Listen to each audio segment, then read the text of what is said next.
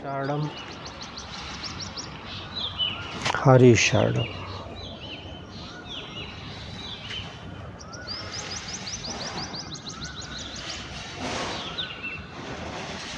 रामचरितमानस में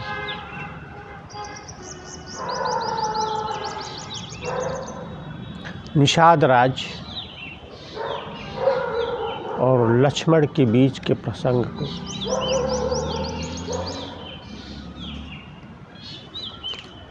लक्ष्मण गीता का नाम दिया गया है।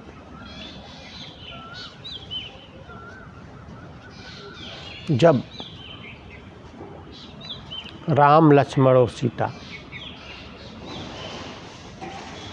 श्रृंगबेरपुर में पहुंचते हैं तो निषाद राज, चूँकि राम का मित्र था, इसलिए उसने पूरा दोना भर भर के फल, मूल, कंद आदि ले आया और उनका स्वागत किया। एक सिंसुपा वृक्ष के नीचे उसने राम सीता को बैठाया और भोजन कराया।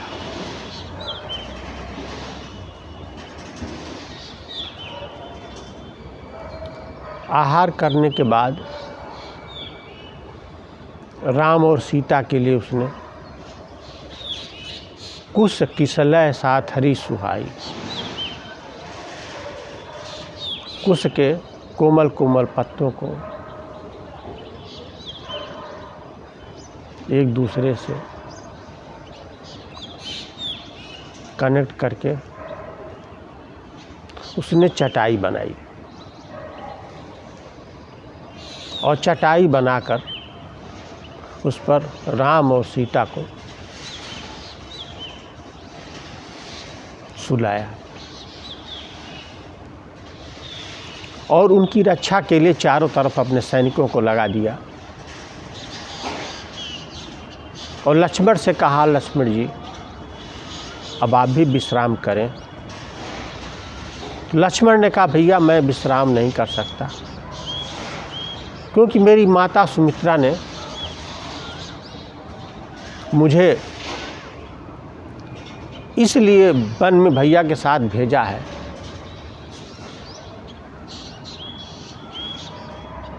कि अब मेरे माता पिता माँ सीता हैं और भैया राम, और इनकी रक्षा करना मेरी जिम्मेदारी है, इसलिए मैं वीरासन में बैठ करके रात्रि में इनका पहरा दूंगा। फिर लक्ष्मण जी कुछ दूरी बना करके और धनुष पर बाण चढ़ा करके और वीरासन में बैठ गए। निषाद राज ने सोचा कि अब मैं क्या करूं, तो वो भी आकर लक्ष्मण जी के पास बैठ गया।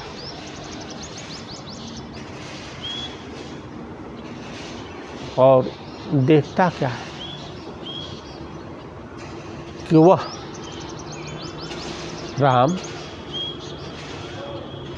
जो चक्रवर्ती सम्राट दशरथ के पुत्र, वह माता सीता जो विदेह राह जनक की पुत्री, और कैसा समय चक्र बदला कि आज कुश की चटाई पर नंगे सो रहे। ये विधाता का बहुत बड़ा अन्याय है। ऐसे कोमल लोग राज करने के लिए बने होते हैं, इसलिए रात्रि में पेड़ के नीचे चटाई पर सोने के लिए नहीं बने होते। और दशरथ ने कितना बड़ा अन्याय किया कैसे बालकों को जंगल भेज दिया। उस कैकेयी को जरा भी दया नहीं आई, माँ होने के बावजूद उसने ऐसे सुकुमार अपने बेटे बहू को जंगल भेज दिया। इन्होंने इनके प्रति बहुत अन्याय किया है।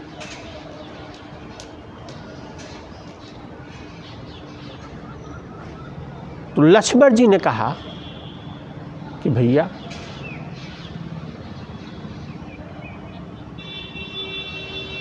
मैंने पहले जब दशरथ ने भैया को वन में जाने का आदेश दे दिया, तभी मैंने भैया से कहा था भैया यह अत्याचार है, अन्याय है। एक राजा जो अपने बेटे को एक दिन पहले युवराज बना करके राजगद्दी देना चाह रहा हो और एक रात में एक औरत के कहने पर उसे वनवास दे दिया हो, तो सीधे सीधे अत्याचार है, अन्याय है।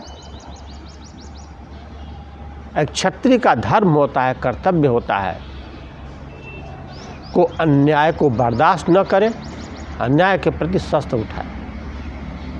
इसलिए भैया राम हमें आदेश दीजिए, मैं दशरथ को बंदी बना करके जेल में डाल देता हूँ और आपका राज्याभिषेक होगा और मैं करूँगा। राम ने कहा लक्ष्मण तुमने पिताजी की दशा देखी, पिताजी बहुत निरीह हैं और अपने कुल समाज की मर्यादा के लिए, अपने वचनों को निभाने के लिए वो मजबूर है। अब ऐसी मजबूर स्थिति में जो मेरे लिए बार बार बेहोश हो जा रहे हैं, उनको जेल में डालना क्या कोई उचित कहेगा? इसलिए तुम अपने मन से इस बात को निकाल दो कि पिताजी ने कोई अन्याय किया है।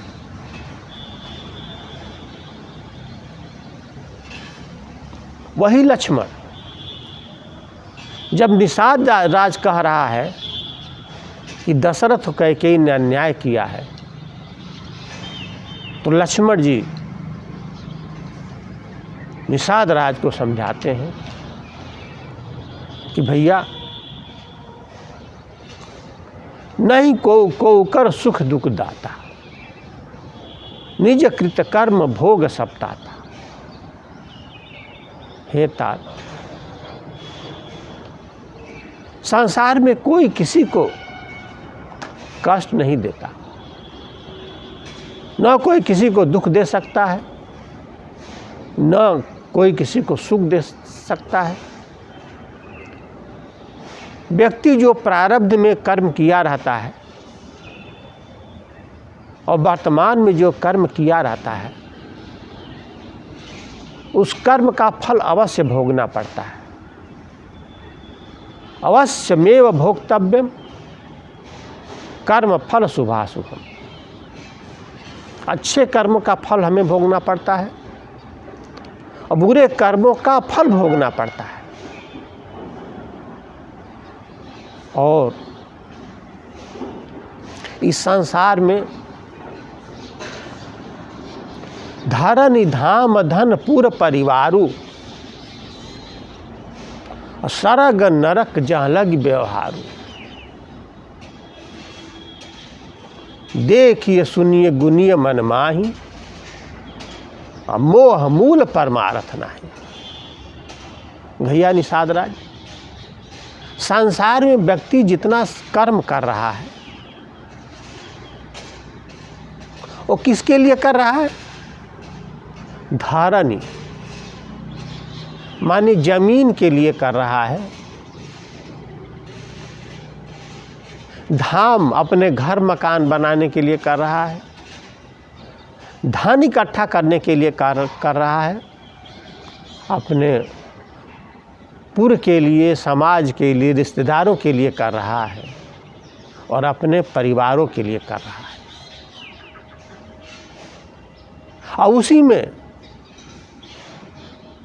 कभी उसे स्वर्ग का आनंद मिलता है, कभी नरक का आनंद मिलता है, और उसी में अपना बिलबिलाते हुए जीवन जीता रहता है। और विचार करके देखो, इन सभी चीज़ों ने उसको मोह में डाल करके मोह में ऐसा फंसा लिया है कि दुख उठाने के बावजूद वो उससे निवृत्त नहीं होना चाहता। खुद विचार करो, देखिए, सुनिए, गुनिय मन माही। विचार करो, देखो, सुनो और मन से गुनो, और सब गुनने के बाद तुम इस निष्कर्ष पर पहुँचोगे कि सबसे के पीछे मूल में मोह है, और मोह मूल परमार्थ नहीं। अगर जिस चीज़ के मूल में मोह रहेगा फिर उससे परमार्थ सिद्ध नहीं होगा। दूसरा जन्म सफल नहीं होगा, सार्थक नहीं होगा,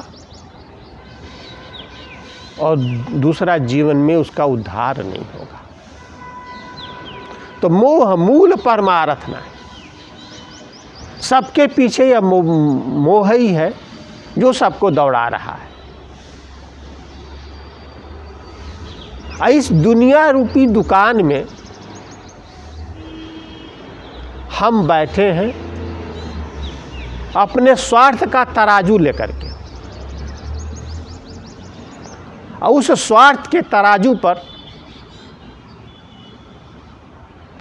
हमने अपने मोह का बटखरा रख लिया है, और उसी बटखरे पर हम सारे संसार के जीवों को तौल रहे हैं। जो उस बटखरे पर तौला जाता है उसे हम अच्छा कहते हैं,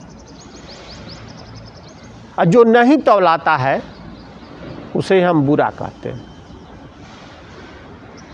तो हमारे तौलने का तराजू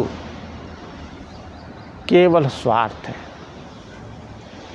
और ये स्वार्थ क्या है? जैसे सपने हो ही भिखारी नृप, रंक नाक पति होई, और जागे हानि न लाभ कछु, अस प्रपंच जिय जोई। ये जी से मन से समझ लो कि जैसे सपने में हम सपना देखते हैं, और सपने में कभी राजा भिखारी हो जाता है, और जब सपने राजा भिखारी हो जाता है तो भिखारी की तरह तड़पने लगता है, बिलखने लगता है।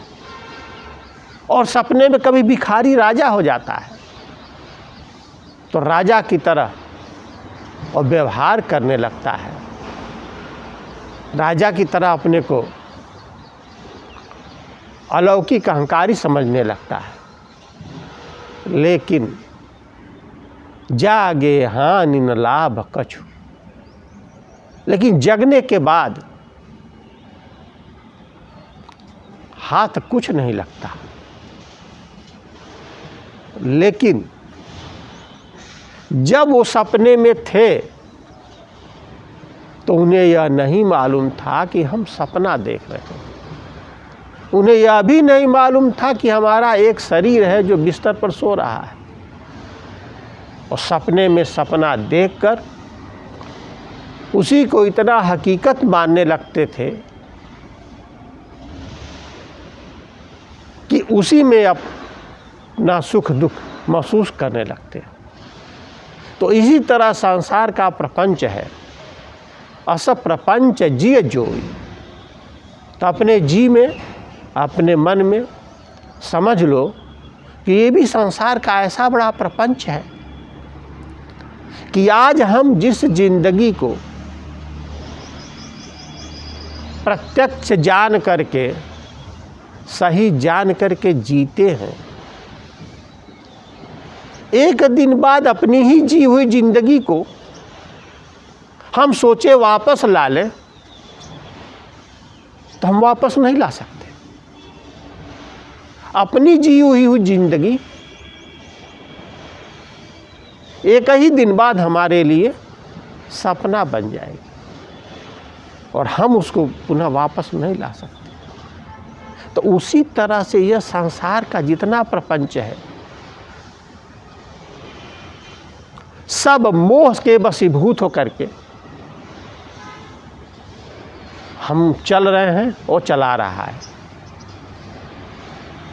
और मोह निशा सब सोवनिहारा और देखें सपन अनेक प्रकारा। इस मोह रूपी रात्रि में सब सो रहे हैं और सब सो करके सब सपना देख रहे हैं और उस सपने को सब हकीकत मान रहे हैं। और जब तक जगेंगे नहीं तब तक हमें उसका आभास नहीं होगा। और जगने वाला कौन है? यही जग जामिन जागह जोगी, परमारथी प्रपंच वियोगी। इस संसार रूपी रात्रि में केवल जोगी व्यक्ति जागता है।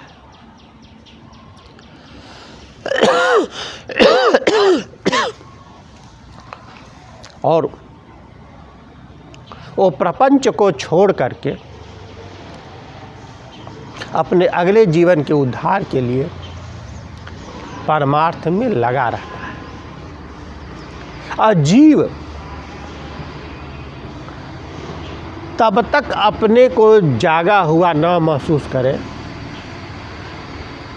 जब तक उसके मन में, उसके हृदय में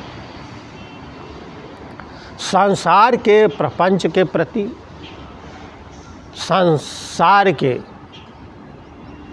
इन कर्मों के प्रति,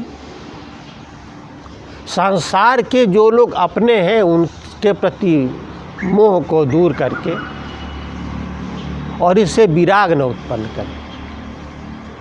क्योंकि जब विराग उत्पन्न हुआ जीवन में तो समझिए कि अब जग गए। इसी को गीता में भगवान बहुत स्पष्ट कहते हैं, या निशा सर्वभूतानां तस्याम जागर्ति संजनी, यस्याम जागर्ति भूतानां तस्य रात्रि पश्यतो मुने। या निशा सर्वभूतानां, यह रात्रि के समान है सारे भूत प्राणियों के लिए। उसमें केवल जागता है जोगी व्यक्ति और वो जागने के कारण संसार के सारे प्रपंचों से दूर रहता है। और जिस कार्य करने के लिए संसार के लोग जागते रहते हैं और जिन प्रपंचों को इकट्ठा करने के लिए जागते रहते हैं, चूँकि जोगी व्यक्ति उन प्रपंचों से दूर रहता है, इसलिए उसके लिए वह रात्रि के समान होती है। इसलिए हमें इस संसार के प्रपंचों से, इन संसार के मोह से वैराग्य उत्पन्न करना है, विराग उत्पन्न करना है।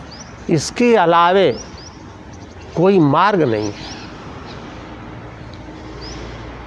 जो ये राम और सीता सो रहे हैं ये पेड़ के नीचे, इनके लिए भी चिंता करने की कोई ज़रूरत नहीं है। कारण कि भागत भूमि भूसुर सुरभि, सुरहित हेतु कृपाल, करत चरित धरि मनुज तन, सुनत मिटि जिय जाल। यानी ये जो सो रहे हैं हम लोग को साधारण मनुष्य की तरह लग रहे हैं, वास्तव में ये कौन है? ये अपने भक्तों के लिए, देवताओं के लिए, ब्राह्मणों के लिए, गौ के लिए और संसार में सहृदयों के लिए, उनका हित करने के लिए इन्होंने ये मनुष्य का शरीर धारण करके किया है। अब मनुष्य का शरीर धारण करके ये केवल चरित्र कर रहे हैं, लीला कर रहे हैं।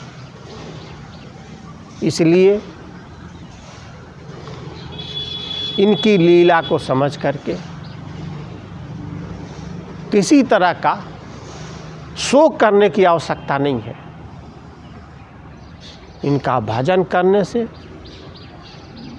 इनके लीला का गान करने से, इनका कीर्तन करने से हमारा कल्याण होगा और संसार के प्रपंच से, संसार के मोह से हम मुक्त हो जाएंगे और हम अपना परमार्थ सिद्ध करने में सफल हो पाएंगे और इसी तरह से हम अपना कल्याण कर पाएंगे।